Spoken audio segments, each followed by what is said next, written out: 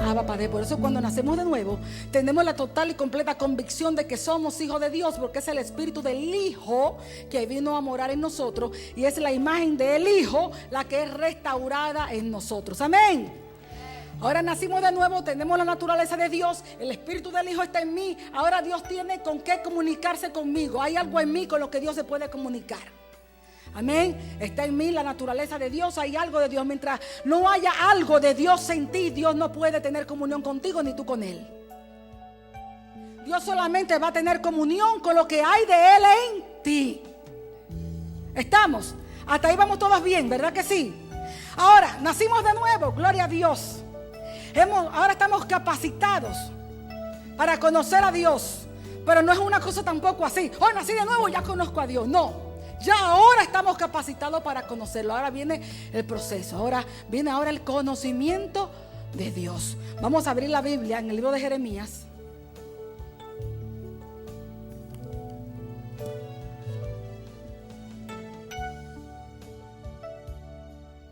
El versículo 31 dice: he aquí vienen días, dice Jehová, en los cuales haré nuevo pacto con la casa de Israel y con la casa de Judá, no como el pacto que hice con sus padres el día que tomé su mano para sacarlos de la tierra de Egipto, porque ellos invalidaron mi pacto, aunque fui yo un marido para ellos, dice Jehová.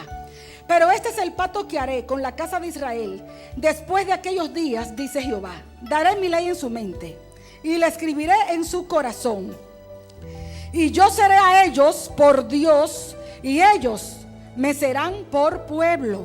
Y no enseñará más ninguno a su prójimo ni ninguno a su hermano diciendo: conoce a Jehová, porque todos me conocerán, desde el más pequeño de ellos hasta el más grande, dice Jehová. Porque perdonaré la maldad de ellos y no me acordaré más de su pecado. Aleluya. Voy a repetirle esto. Dice: porque todos, el 34, y no enseñará más ninguno a su prójimo, ni ninguno a su hermano diciendo: conoce a Jehová, porque todos me conocerán, desde el más pequeño de ellos hasta el más grande, dice Jehová. Porque perdonaré la maldad de ellos y no me acordaré más de su pecado. Porque todos me conocerán. Puede sentarse, amado.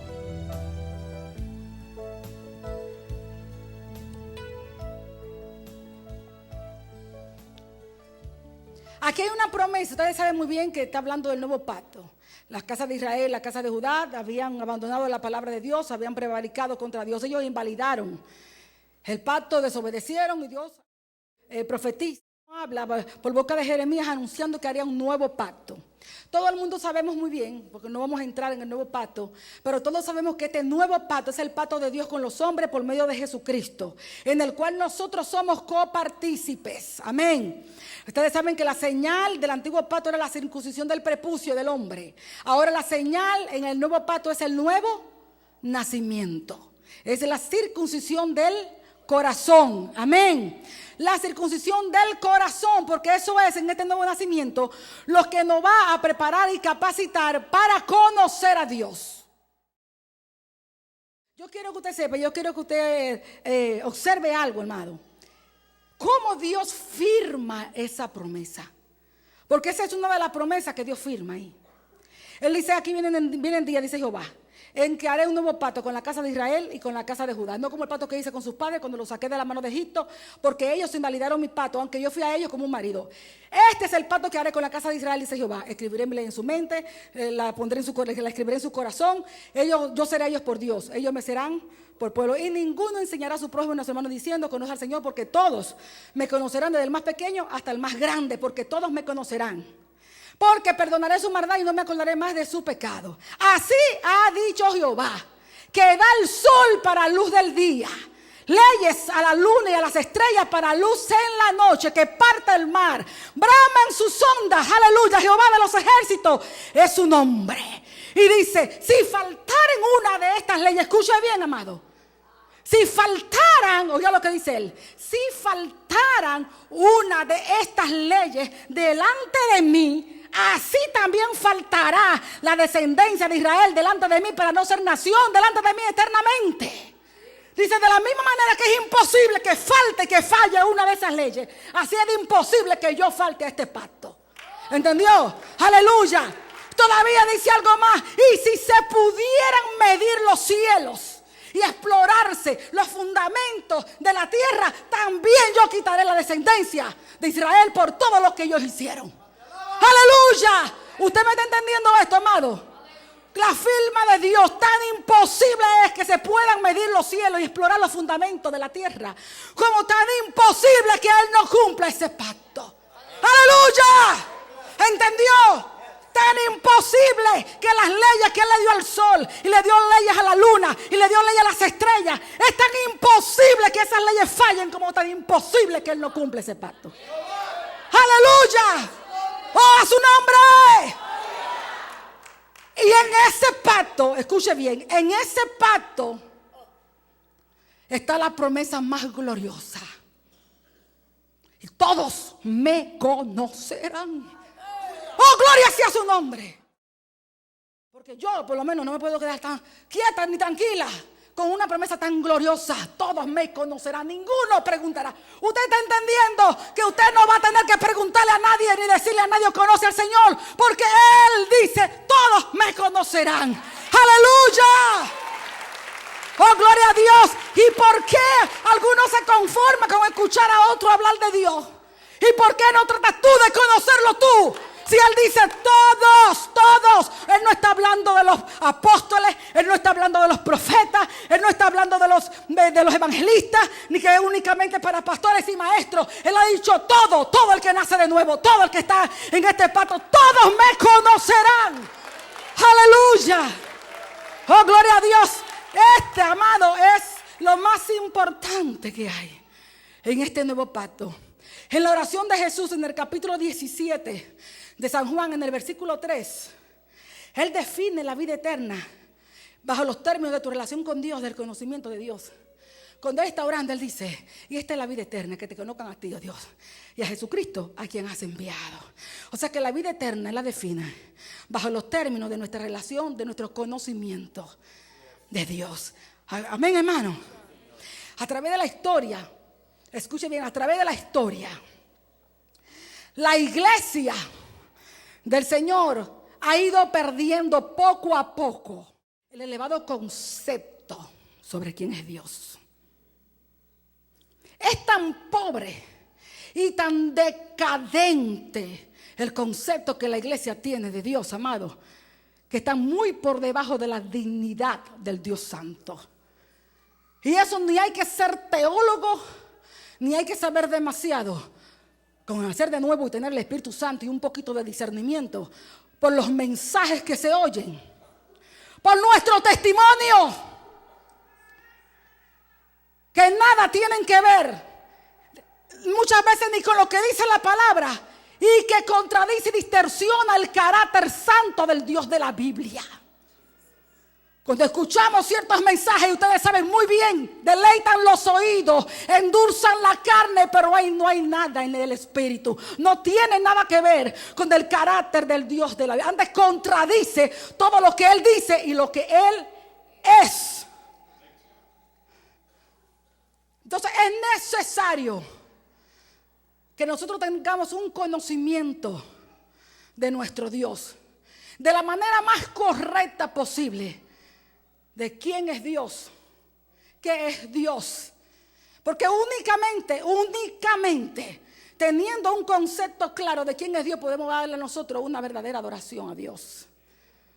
Nuestra adoración a Dios va a depender del conocimiento, del concepto que tengamos de nuestro Dios. Amén. Va a depender del concepto que tú tengas de Dios. Va a depender tu adoración. Por eso usted puede ir a un lugar y usted va a ver a unos entregados al Señor, que parece que el cuerpo está ahí, pero que se fueron de ahí. Entregados completamente, sin importarle nada ni nadie. A otro usted va a mirar, mirando para arriba, mirando para abajo, mirando a ver qué es lo que está pasando. Porque todo depende del concepto que tenga de Dios. El que está adorando y el que está observando. Usted puede enseguida distinguir ahí mismo dos personas totalmente que tienen un diferente concepto de Dios. ¿Sí o no? Aleluya. Si nosotros no tenemos un concepto claro de Dios, vamos a estar adorando a alguien que no es el Dios de la Biblia. Amén. Y Dios promete aquí un conocimiento de Él. Y el conocimiento que Dios promete aquí es un conocimiento profundo, nacido de una relación personal con Dios. Nosotros podemos tener... Amado, nosotros podemos tener un conocimiento de Dios, podemos tener el conocimiento de sus poderes. Todos sabemos que Dios es omnipotente, que Dios es omnipresente, que Él es omnisciente. También nosotros sabemos que Dios es amor, que Dios es misericordia, que Él es justo, que Él es santo, que Él es benignidad, Él es bondad. Todo esto también nosotros lo sabemos, ¿sí o no? Claro que lo sabemos. Pero nosotros podemos tener los conceptos acerca de Dios correctamente aprendidos en nuestra mente, pero no conocer en nuestro corazón las realidades a las que ellos se refieren. ¿Me explico? Podemos tener muchos conceptos acerca de Dios, pero no conocer a fondo, profundamente en nuestro corazón a las realidades a que ellos se refieren. Y nosotros tenemos que conocer a Dios tal como Él es. ¿Sabe lo que dice el mismo Jeremías en el capítulo 9? Así dice Jeremías, dice, no se alabe el sabio en su sabiduría, ni en su valentía se alabe el valiente, ni el rico en su riqueza. Alábese en esto el que se hubiere de alabar. El que se hubiere de alabar, alábese en entenderme y conocerme que yo soy Jehová, que hago misericordia, juicio y justicia sobre la tierra, porque estas cosas quiero, dice Jehová. O sea, si algo nosotros queremos gloriarnos, ¿entiende? Y alabarnos, vamos a gloriarnos y alabarnos en que conocemos al Dios que servimos. Lo más absurdo que puede existir es una persona decir que ama a Dios, que adora a Dios y no le conozca. Está completamente fuera, completamente de orden. La prioridad, nada va a traer más gozo, satisfacción y contentamiento al corazón de un hombre que el conocimiento de su Dios. Usted puede buscar satisfacciones en las drogas, en las mujeres, en el alcohol, donde usted quiera, y usted el otro día va a estar peor que el día anterior, porque lo único que va a satisfacer tu vacío, tu necesidad, es el conocimiento de tu Dios. Esta vida solamente tiene sentido. Y únicamente tiene sentido, amado, únicamente cuando tú estableces tu método, tu propósito en esta vida de conocer a tu Hacedor, y tú haces de esa meta tu prioridad y comprometes tu lealtad a Él. Salomón fue un hombre, segundo rey, al que Dios le dio sabiduría como a ninguno. Y Salomón, en todo su esplendor y en toda su sabiduría y en toda su riqueza, Salomón trató y examinó todo y probó todo, de todo. Y él mismo dijo, y cuando vi todo lo que había hecho y las obras de mis manos y el trabajo, vi que todo era vanidad. Teniéndolo todo, sabiéndolo todo, fama, dinero, mujeres, todo, terminaba diciendo vanidad de vanidades. Él pudo sufrir y sentir el vacío cuando Dios no es el todo en tu vida. La iglesia tiene que aprender a conocer a Dios y comprometer tu lealtad a Dios. No estoy hablando únicamente del conocimiento del amor o su perdón, que es lo primero que experimentamos, y nada más nos quedamos ahí, porque es tan bueno conocer el amor de Dios. Y muchos nos hemos llegado a creer que al conocer ese Dios que ama tanto, vamos a poder seguir haciendo lo mismo, pero como Él me ama, por eso es el cuentazo. No te duermas ahí, que te voy a decir otras cositas ahora más adelante. Hay muchos que se creen que como Dios tiene misericordia, puedo hacer lo que quiero, total que Dios tiene misericordia, pero cuidadito. Tienes que tener una revelación del Dios de Jesucristo ahora, como Él es. Y en los términos que viene. ¿Comprende? A Dios hay que conocerlo en toda su majestad. Hay que conocerlo cuando conocemos a Dios en toda su majestad. Majestad es grandeza. En todas sus grandezas. Aunque tú no lo quieras, estas rodillitas se te doblan las piernitas. Cuando la Biblia habla, Pedro, cuando lo vio en la transfiguración, él dijo, y vimos, wow, vimos su majestad, con nuestros propios ojos vimos su majestad.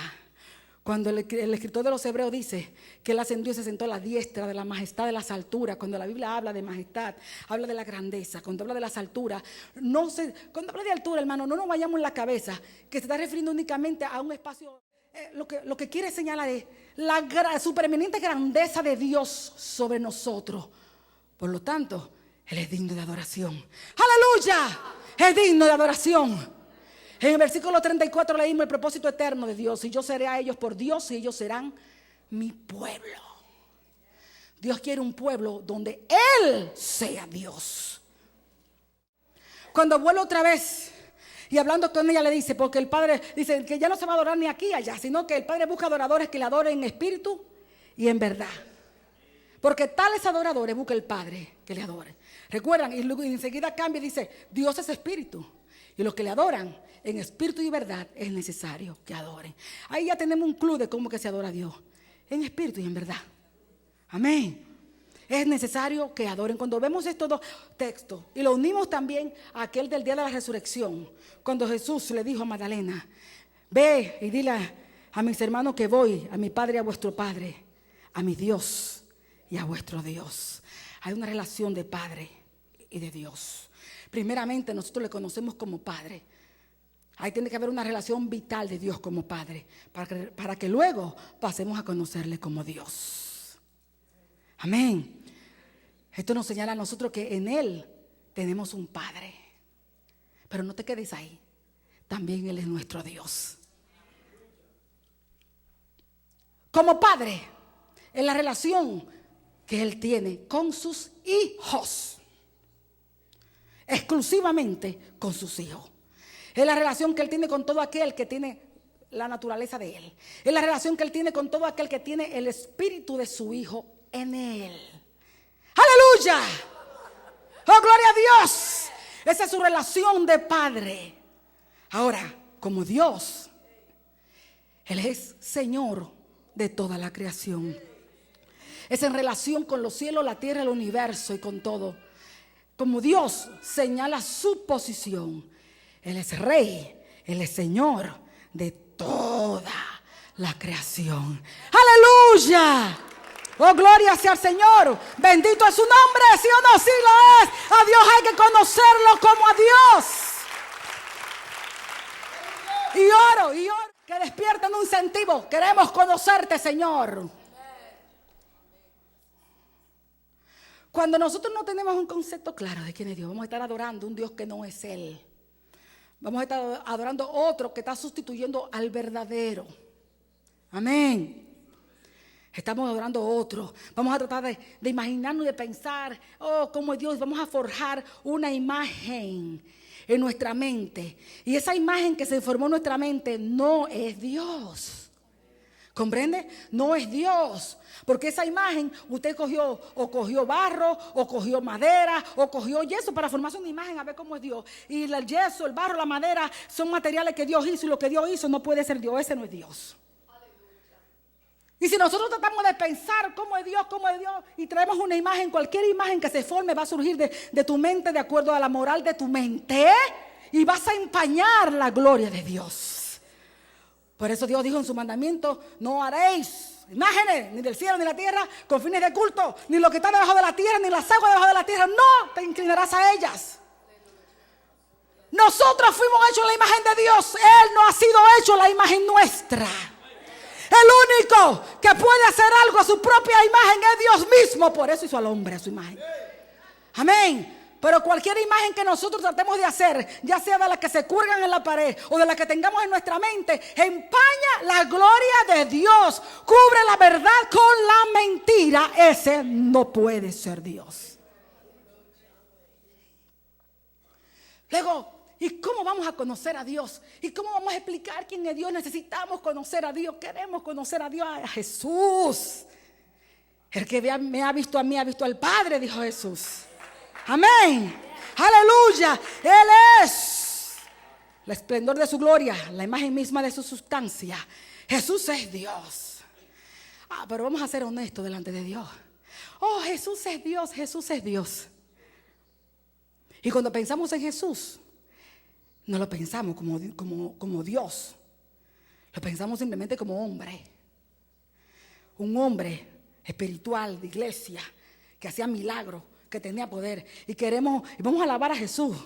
Y vamos a halagarlo. Y vamos a palmerearlo para que nos dé poder. Y para que me dé. Y para que me dé. Y para que me dé.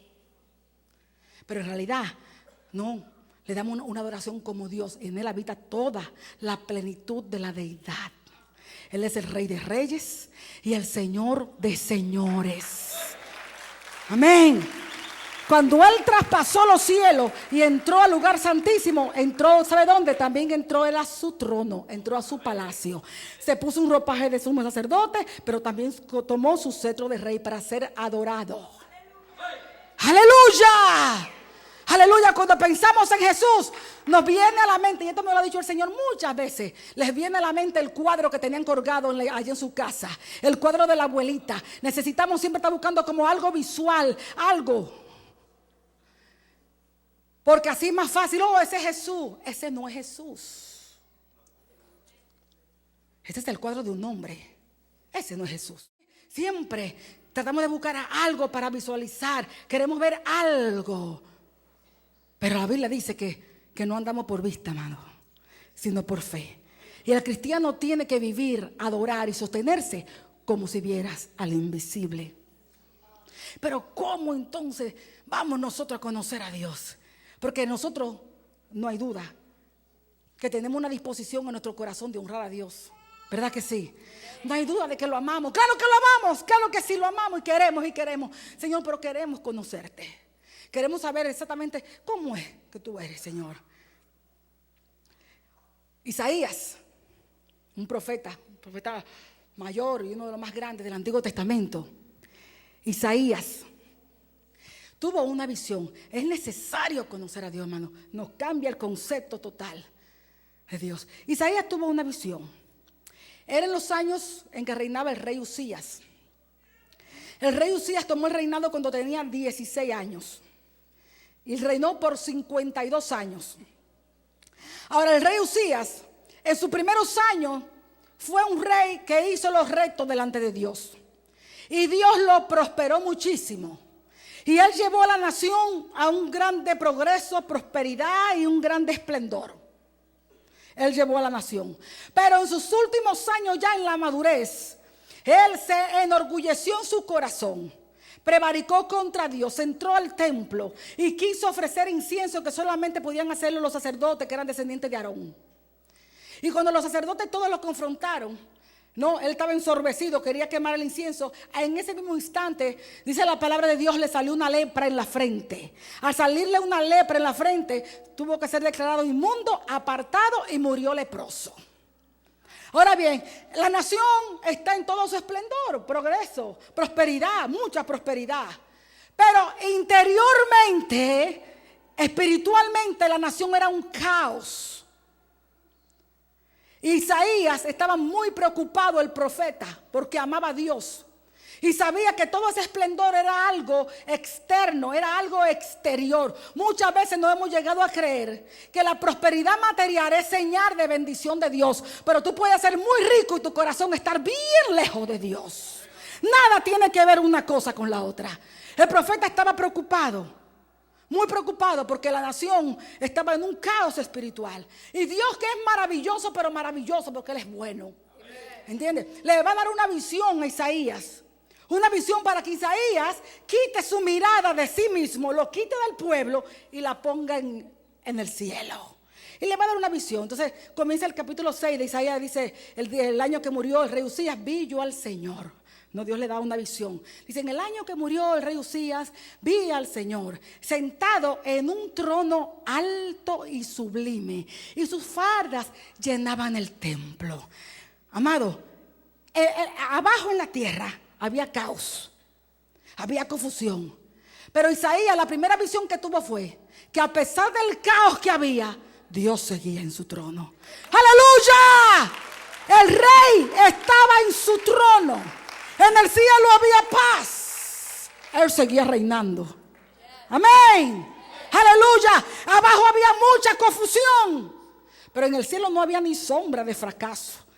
No solamente lo vio sentado en majestad y sus fardas llenaban, lo vio en una majestad. Él había sido profeta en diferentes épocas de reyes, pero en este momento él está mirando que está frente al rey de reyes, un rey completamente diferente a los que él había estado sirviendo. Y vio que en la tierra, la nación, un caos y mucha confusión y mucha sequedad espiritual, pero el rey seguía en el trono, el rey seguía reinando y era adorado y era alabada su santidad y su gloria. Dice que por encima habían serafines que decían: santo, santo, santo, Jehová de los ejércitos, la tierra está llena de tu gloria. Serafines, unos seres angelicales con 6 alas, 2 cubren sus rostros, 2 cubren sus pies, y con 2 volaban y gritaban: santo, santo, santo, Jehová de los ejércitos, la tierra está llena de tu gloria. Aleluya. Isaías no veía la nación llena de la gloria. Él no veía la gloria. Hoy cuando nosotros vemos cómo está la iglesia y cómo está la tierra, tampoco vemos gloria. Diríamos que la tierra está llena de violencia y de inmoralidad, y la iglesia está llena de apostasía. ¿Verdad que no vemos gloria? Pero Isaías veía las cosas como nosotros las vemos desde el punto de vista humano. Los ángeles la veían desde el punto de vista de Dios. La tierra está llena de su gloria. ¡Aleluya! Porque un día la tierra será llena del conocimiento de la gloria de Dios. No importa qué situación tú estés atravesando. No importa cuán oscuro tú veas tu día. Él sigue sentado en el trono y Él sigue reinando. El cielo gobierna sobre la tierra. Aunque los hombres no lo sepan, aunque los hombres no lo crean, aunque los hombres lo nieguen, el cielo gobierna. ¡Aleluya! ¡Oh, gloria sea Dios! ¡Gloria a Dios! ¡Es bueno el Señor! ¡Bendito es su nombre! ¡Aleluya! Y dice la palabra de Dios que los quiciales de la puerta, dice que se estremecían. Imagínense un material inerte que ni siente ni padece. Usted se puede imaginar el cuerpo de aquel hombrecito allí, cómo temblaría. ¡Aleluya! La casa se llenó de humo y fue tan tremenda la visión de Isaías que trajo en él una profunda convicción. Lo único que pudo hacer fue confesar: ¡ay de mí, que soy hombre muerto! Porque siendo hombre de labios inmundos y habito en un pueblo que tiene labios inmundos, han visto mis ojos a Jehová, aleluya, al Rey Jehová de los ejércitos. O sea que, amado, que una revelación, un conocimiento más allá de Dios, ¿comprende? Nos va a cambiar totalmente el concepto, ¿comprende?, de Dios y de lo que realmente nosotros somos. Amén. Lejos de ponernos orgullosos y arrogantes, nos vamos a humillar, vamos a ver nuestra propia condición. Recuérdense que nosotros en el Calvario fue cuando nosotros realmente aceptamos ser hombre, porque en el Edén se estableció un principio: seréis como Dios. Y nosotros en Adán pretendíamos ser como Dios, vivir a nuestra propia voluntad, conforme a los deseos de nuestra carne y de nuestros pensamientos, ¿sí o no? Nosotros nos creíamos que sabíamos lo que estaba bien y lo que estaba mal. Nos dábamos el derecho de juzgar nuestra propia condición. Pero cuando vinimos al Calvario y nos encontramos con Él, allí fue cuando le dijimos: verdaderamente tú eres Dios y yo solamente un hombre. Amén. Cuando vinimos al Calvario, estuvimos dispuestos a ser simplemente hombres de barro. Juan, el apóstol Juan, en Apocalipsis. Juan tuvo una revelación estando él preso en la isla de Patmos, por causa de la palabra de Dios y el testimonio de Jesucristo. 2 años tuvo él en aquel lugar.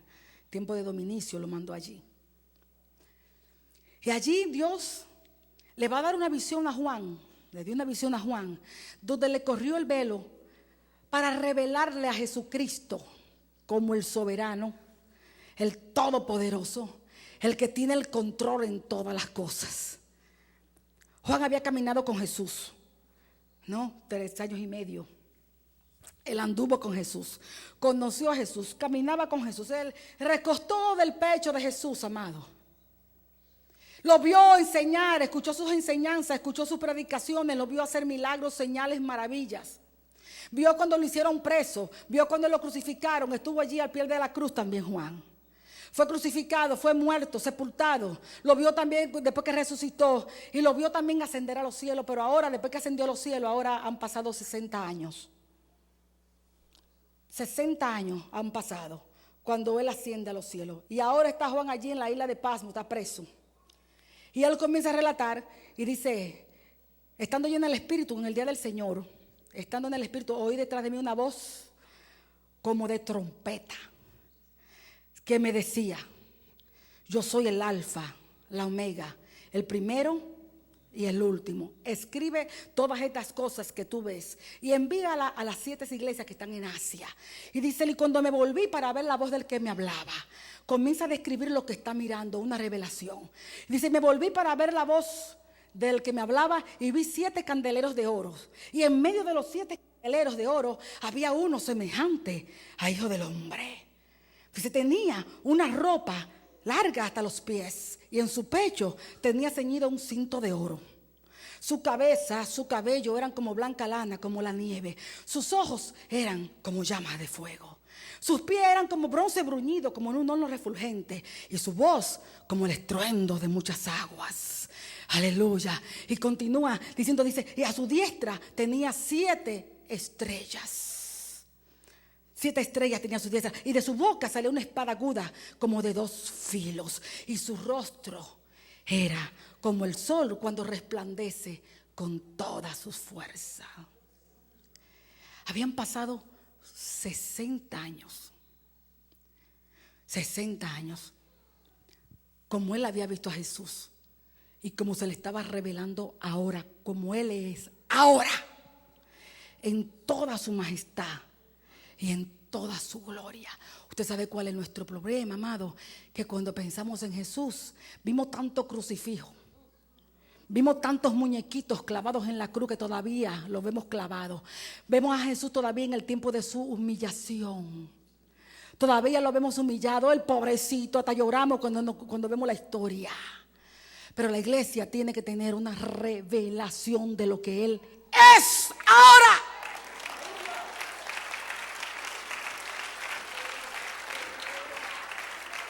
Imagine nada más que Dios te abra los ojos y tú puedas ver lo que este hombre está describiendo allí. ¿Dónde te caes tú? Como le pasó, él caí como muerto. Cualquiera se cae muerto hasta del susto. Demasiada gloria, demasiada majestad. ¿Usted entiende? Es así como él está. Tiene los ojos como llamas de fuego. Sus pies como bronce bruñido, como un horno refulgente. Él tiene un cinto dorado de oro aquí en el pecho. Él ya no es aquel angustiado y afligido que como cordero lo llevaron al matadero, que como oveja lo llevaron delante de sus trasquiladores y no abrió su boca. Ahora él tiene una voz de trompeta, como estruendo de muchas aguas, indicando solemnidad y autoridad. Este es Jesús. Este es. Él ya no es el varón de dolores, experimentado, en quebranto, desechado, despreciado, que se ceñía la cintura para servir. Ahora, él está ceñido en el pecho. Tiene una ropa de gala hasta los pies. Y está ceñido en el pecho con un cinto de oro. Como sacerdote y como juez, listo para juzgar. Aleluya, este es Jesús.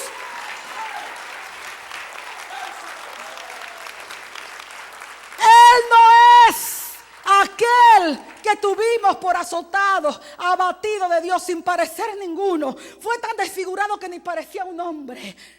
Y escondimos de él el rostro. No, ese no es él, amado. Él hoy tiene el rostro como el sol cuando brilla con toda su fuerza. ¡Aleluya! Usted está entendiendo quién es Jesús. Este es Jesús, muy diferente al Jesús de los evangelios. En los evangelios Él es el cordero que fue inmolado por el pecado del hombre. Pero en Apocalipsis, como Él es ahora, Él es el exaltado, aleluya. Él es glorificado, Él es el soberano, Rey de reyes, Señor de señores, que viene a juzgar toda la tierra, ante el cual se doblará toda rodilla y toda lengua le llamará Señor. Aleluya. Oh, gloria sea su nombre. Véalo, conózcalo como Él es. ¿Por qué usted ve que no me puedo conformar con que le demos cualquier cosa? Y nunca voy a estar conforme con darle cualquier cosa. Nunca. Nunca. Para perder el tiempo nos vamos a la casa. Cuando venimos tenemos que darle lo mejor, porque ese es Él. ¡Aleluya! Por eso te digo, todo depende como tú le hayas conocido. Todo depende del concepto que tú tengas de tu Dios. Y la honra que tú quieras darle. ¡Aleluya! Y no me avergüenzo. Él es mi Dios. ¡Aleluya! Y mi alma lo alaba y te adora.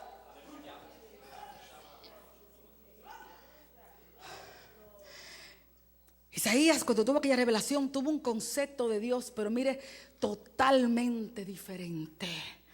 Cuando usted lee el libro de Isaías, le hace, si quiere, el capítulo 40. Usted verá cómo acá el Dios que ese hombre comenzó a conocer desde ese instante. Él habla de Dios como uno que en el hueco de sus manos reunió todas las aguas, los cielos con su palmo, con 3 dedos todo el polvo de la tierra.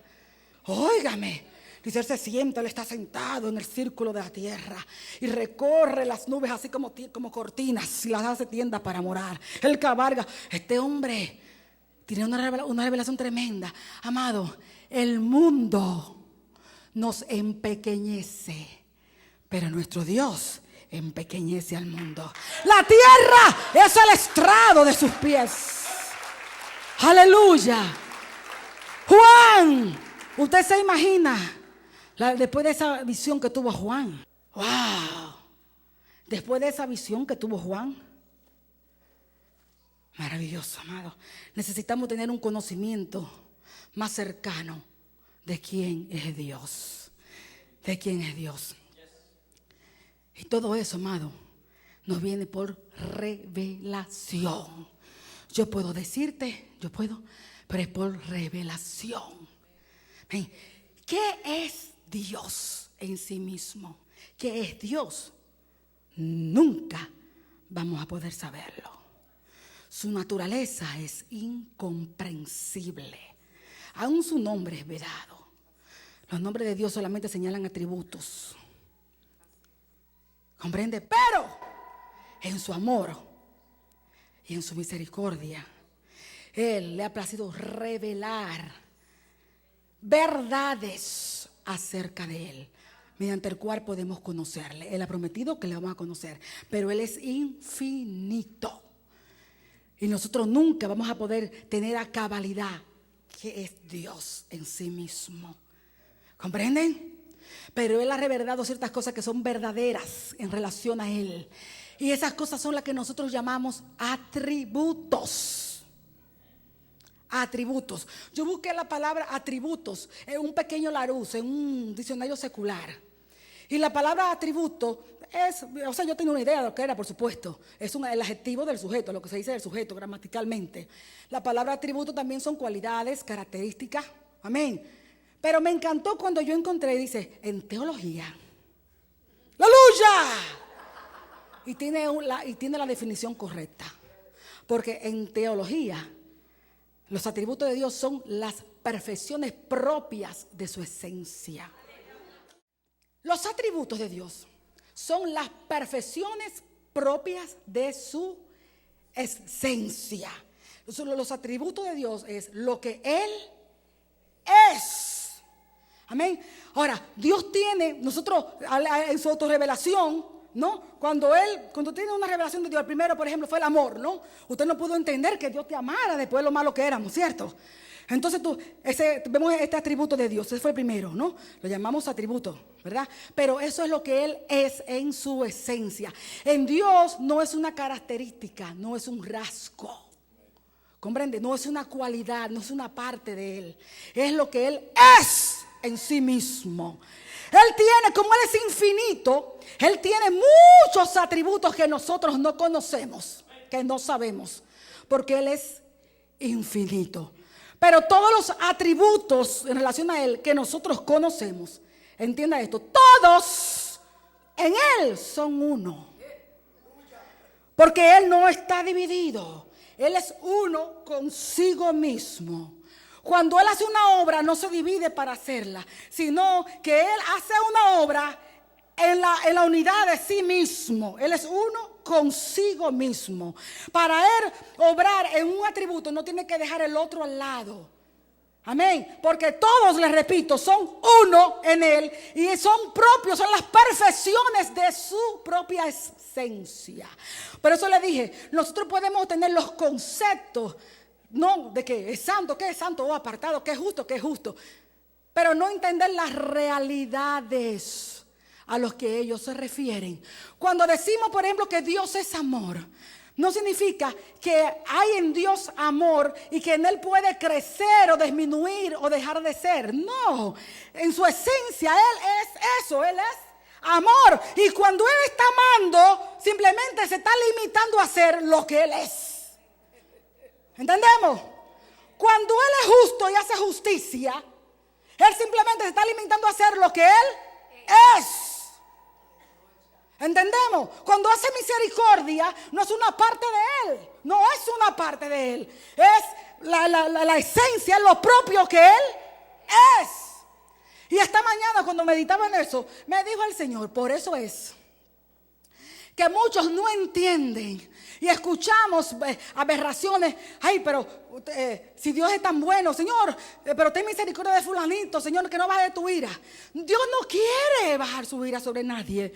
Dios no quiere castigar. Lo que pasa es que Él tiene misericordia porque Él es misericordia. Está en su esencia, está en su sustancia, pero la misma vez que está en su esencia, en su sustancia, la misericordia, la santidad también es Él, es su esencia, es su misericordia. Aleluya. La justicia es Él. Es una de las perfecciones también de su propia esencia. Él es justo, Él va a hacer misericordia, pero no puede hacer justicia y no puede dejar de ser santo. ¿Entendemos? A mí casi se me va el brain esta mañana cuando me decía eso el Señor. ¿Comprenden? Todos los atributos de Dios son uno en Él, son propios de su esencia, de su sustancia. Y Él no puede dejar de ser lo que Él es. ¿Entendemos? ¿Por qué Él envió a Jesús? Tenía que satisfacer la santidad porque Él es. Tenía que hacer justicia porque Él es. Pero a la misma vez amó y tuvo misericordia. Aleluya. Él no puede negarse a sí mismo. Él no puede negarse a lo que Él es. Y como Él no puede negarse a lo que Él es, satisfizo la justicia, satisfizo la santidad, pero también el amor y la misericordia salvó al hombre. No escatimó ni aún a su propio hijo, con tal de no negarse y no dejar de ser lo que Él es. Amén. Gloria a Dios. Aleluya. Ese es nuestro Dios. Tenemos que conocer la realidad a lo que se refiere, amado.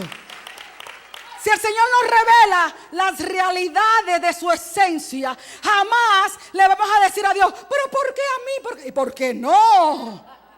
Si la mayoría de las cosas que nos pasan son nuestros propios errores. Maravilloso que en su misericordia y en su amor no nos destruye. ¿Comprendemos, amado? Espero que sí, caramba, Señor, lo reciban. Amén, ¿sí o no? Sí. Mire, le voy a dar un ejemplo rápido y ahora sí que acabo. Que a veces pensamos en Dios como si fuera uno de nosotros. El hombre es la suma de todas sus partes. espíritu, el alma con todos sus componentes, emociones, voluntad, todo eso, ¿no? Cuerpo. El cuerpo con todos sus sentidos, los sentidos que tiene el cuerpo, los ojos para comunicarnos, ¿no? Con el medio exterior, etc. El hombre es la suma de todas sus partes. La personalidad del hombre es la suma de todos sus rasgos, de todas sus características. Pero varía de un hombre a otro. Y en un mismo hombre puede variar. ¿Me explico? Uno puede ser a los 20 años, 30 años nice and sweet, y a los 50, 60 mostrarme amargada y cruel. ¿Por qué? Porque los rasgos en el hombre varían, depende mucho de la influencia del medio. Cambiamos, ¿sí o no? Ay, pero tan chévere que ella, ay, pero se puso después terrible. Y algunos al revés. Algunos, ay, esa era una muchacha amargada. No, pero de que se casó se veía lo más contenta. Cuando le hacía falta el matrimonio, se puso contenta y cambió. Y cambió. ¿Comprenden? Esto es el hombre. El hombre varía. Sus rasgos, sus características varían. Somos influenciados por el medio ambiente. ¿Comprenden? Pero Dios no. ¿Comprenden? Dios no. Él es inmutable. En Él no hay mudanza, no hay sombra de variedad. Todos sus atributos, Él no tiene características, ni cualidades, ni rasgos. Él tiene atributos. Los atributos no son otra cosa más que nuestra respuesta a la autorrevelación de Dios. Él es la respuesta mental, es la respuesta intelectual. Lo llamemos así a lo que Dios nos está revelando. ¿Entendemos? Y todos ellos son uno en Dios. Todos ellos son perfecciones.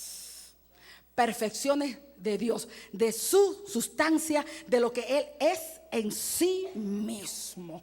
Y todas estas cosas, amados, únicamente las recibimos por revelación del Espíritu Santo. Yo puedo decirte aquí todo lo que todo, y hablarte, y tú no entender si el Espíritu Santo no te está revelando estas cosas.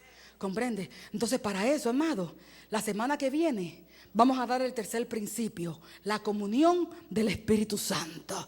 Tenemos que aprender a escucharlo para que nos revele a nuestro Dios y podamos conocerle. Amén. Porque nuestra adoración a Dios va a depender del concepto, del conocimiento que tengamos de Dios. Póngase de pie.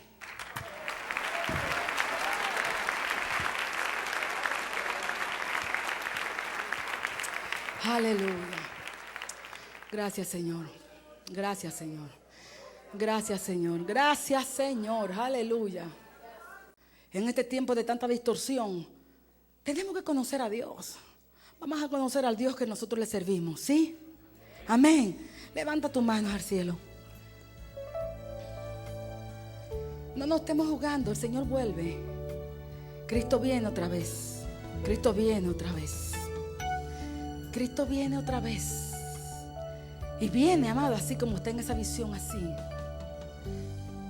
Yo no quiero que usted ahora comience a hacer una imagen de alguien con los ojos con fuego. Les he dicho que el apóstol emplea palabras humanas para que podamos tener una idea más o menos. Hay esa preposición siempre. Porque él señala algo parecido a esto, ¿entiende? Para que en lo humano podamos entender. Él no pudiera poner en palabras humanas lo que veía. El Espíritu Santo lo socorre. Mire, porque nos ama para darnos a nosotros una idea. Ahora no nos vamos a pintar un cuadro de con la cabeza, le vamos a poner los cabellos blancos y los ojos como llama. Cuidado, que no vamos a hacer ninguna imagen. Deje que el Espíritu Santo te revele a Dios. Amén. Las realidades de sus atributos, que realmente son ellos en Dios. Y recuerda, no son parte de Dios. Todos son Dios en su esencia, en sí mismo. Es lo que Él es. Eso es lo que Dios es. Amén.